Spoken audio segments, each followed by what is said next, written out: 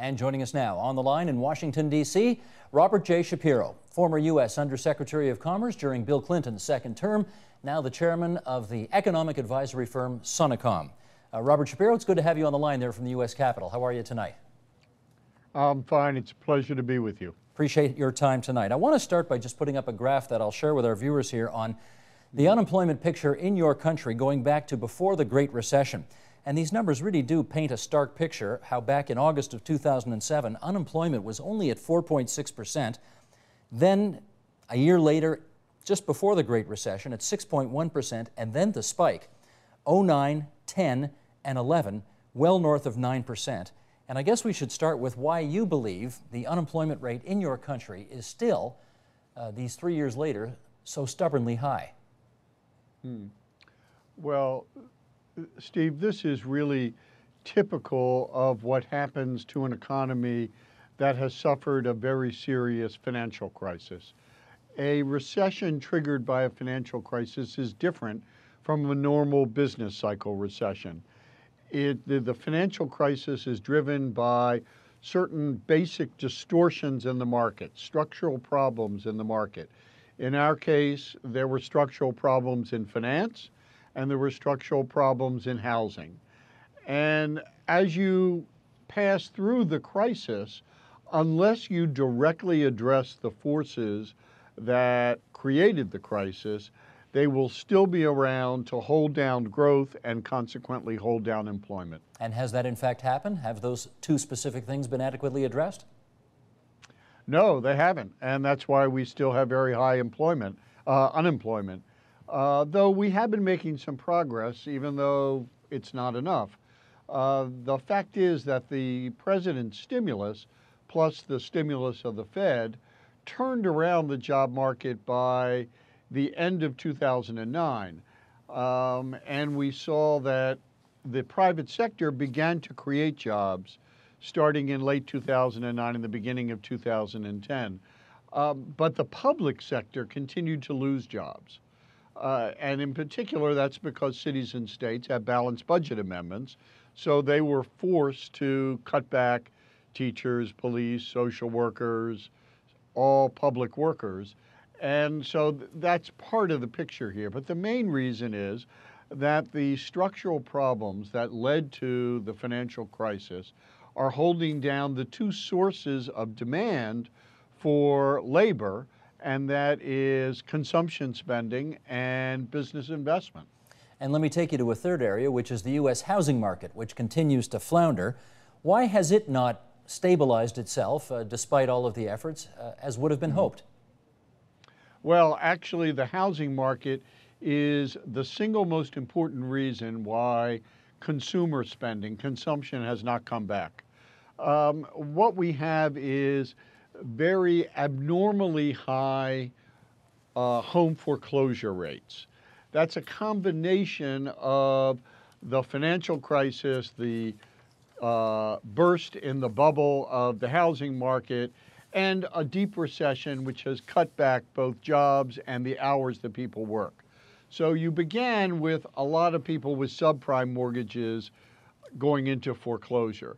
But that's not what we're experiencing today. Today, these are conventional mortgages going into foreclosure.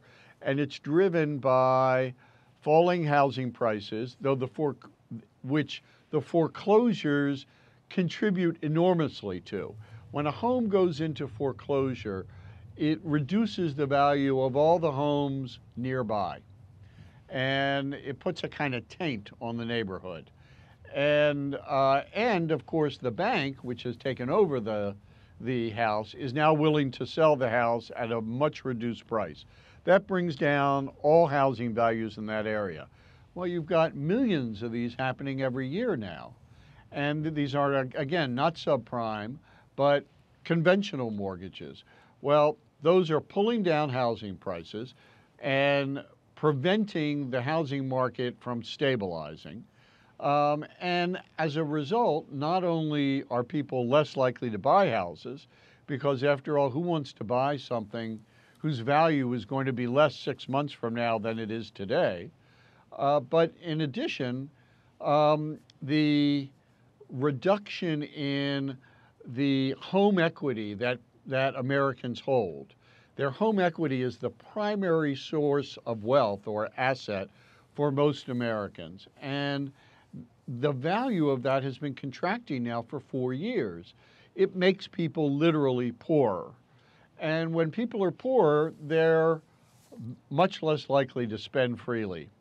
So it is the falling housing prices driven by these high home foreclosure rates that really are the single most important factor holding down consumer demand, which in turn holds down business investment. Okay, I hear you on all that, and yet when you look back at the numbers in July of this year, the foreclosure activity on homes, we're told, dropped 35% from the same time a year ago. Now that sounds like unambiguously good news, is it? Well, part of this is you can't look at a single month. You have to look at several months because there have been a lot of problems in the administration of the home foreclosure process. But it is certainly the case that home foreclosures are less this year than they were last year, but they are still at very abnormally high rates. Let us talk about, I want to take you back actually to 2010. Early 2010, the U.S. economy appeared, at least for a brief moment, to be making somewhat of a comeback. But it didn't build into a more sustained recovery. And I wonder if you could point to anything in particular that might explain why that didn't happen. Sure, it's everything that we've been talking about, Steve.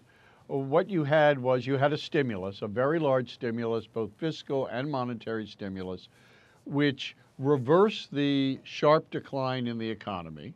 Because after all, when in the the last quarter of 2008 and the first quarter of 2009, the economy was contracting at a 6 to 8% annual rate. We were losing 500 to 700,000 jobs a month. By the end of 2009, we were seeing economic growth, that the growth had reversed, and we were beginning to see small job creation. That was driven by the stimulus.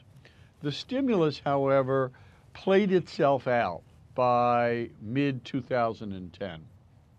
And the stimulus by then was beginning to decline in quantity, the fiscal stimulus, and the monetary stimulus had kind of lost its punch because the low interest rates had been around for a long time, and we had what economists call a liquidity trap. That is, you couldn't reduce interest rates any further, and they were not inducing demand. So that what you had was the stimulus running out, and as it did, the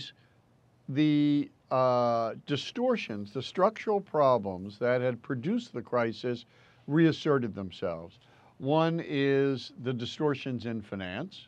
Our financial institutions still held hundreds of billions of dollars of weak or toxic assets. We never pulled those assets out of the financial institutions as we had in the savings and loan crisis 20 years earlier.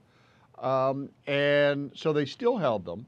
So that even though they had gotten large bailouts and they were provided virtually free credit from the Federal Reserve, they used that money to pull themselves back from bankruptcy, but they didn't jumpstart business investment because they still held all these weak assets, and they were afraid that another crisis would bring them back to the verge of bankruptcy. Well, this is the thing I want to follow up with you on. Business investment. Yeah, let me follow up with you on that, because I know we hear about this up here all the time, that American companies are sitting on more than $1 trillion worth of cash in the bank account, but they're just not going out and spending it. They're not hiring people, and there's tons of speculation as to why that is, and I'd like to hear your view on why that is. Well, the reason is the most basic of economics. Demand is weak. That is, demand for the goods and services that businesses would produce by hiring more workers and making more capital investments. And the reason that consumer demand is so low, and which then is the reason why businesses aren't taking that $1 trillion and expanding their workforces or building new factories, is that people feel poorer because their primary asset, the value of their homes, has been going down. And so they are holding back on consumption spending. So the key to all of this appears to be, in this particular cycle, stabilizing housing prices again. The single most important thing we could do to create a stronger recovery. Well, that dovetails nicely to what I want to touch on in our remaining moments here, which is, they're billing it as yet another majorly important speech by President Obama tomorrow night on how to create jobs. And let me make you his chief speechwriter and economic advisor for the next 3 minutes, and you tell us what you think ought to be coming out of the president's mouth tomorrow night. What should he say? Okay, well, let me just preface that by saying you can be a president's chief economic advisor, and that doesn't mean that what you believe ever gets into the speech. Fair enough. Even if you are, because there are chief political advisors who presidents listen to as well. However, the centerpiece, I think, would be 2 or perhaps 3 things. One is a serious program on housing. And what this would entail would be temporary loans to homeowners whose mortgages are in trouble to get them past foreclosure, enable them to avoid foreclosure. Because bringing down foreclosure rates is the best lever we have on stabilizing housing prices. The second thing I would do is reduce the cost to businesses of creating new jobs. And we could do that with a reduced payroll tax on the employer side for new hires, for businesses that expand their workforces and their total payrolls. And in addition to that, I think I would put a major push for infrastructure spending, probably through an infrastructure bank that operates like a revolving fund, so it doesn't impose any real long-term cost on the federal budget. We need, part of the unemployment problem is a mismatch of the skills of workers and the skills that employers are demanding. For a very small amount of money relative to the budget, we could provide grants to community colleges to keep their computer labs open on the evenings and on weekends so that any adult could walk in and get free training in computers. The fact is, in 5 to 10 years, there won't be a single job in the United States or in Canada which doesn't require IT skills, computer skills. So I think there are a number of important things that the president could lay out that would actually make a real difference over the next year to 2. Okay, that's the economic advice, but as you point out, the political people have their digs at this as well. So if President Obama tomorrow night says, I want a serious housing program, I want to reduce payroll taxes on new hires, we need a serious infrastructure program, and we're going to go gung-ho on training. Okay, that building behind you, the Capitol Dome, what's the likelihood of getting that kind of a program through that Congress? Well, that depends in part on how successful the president is in mobilizing public opinion. If he is persuasive, if the public believes that the president has a plan that can make a real difference in their lives, they'll put pressure on Congress, and you'll get some of it.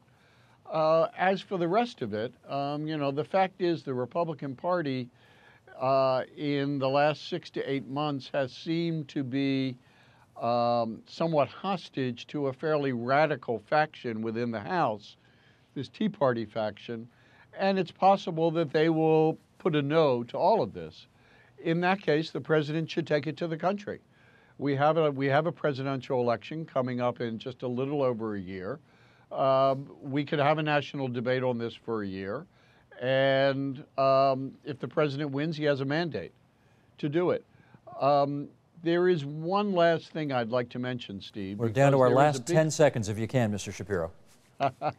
Well, all of these plans could be upset by a financial crisis coming over from Europe, arising out of the sovereign debt problems of Italy and Spain in particular. And that's something that really needs to be watched very carefully. You have promoted what tomorrow night's program here on this channel is going to be about very nicely. Robert J. Shapiro, the chair of Sonecom. We thank you very much for being there on the line from Washington, D.C. Thanks.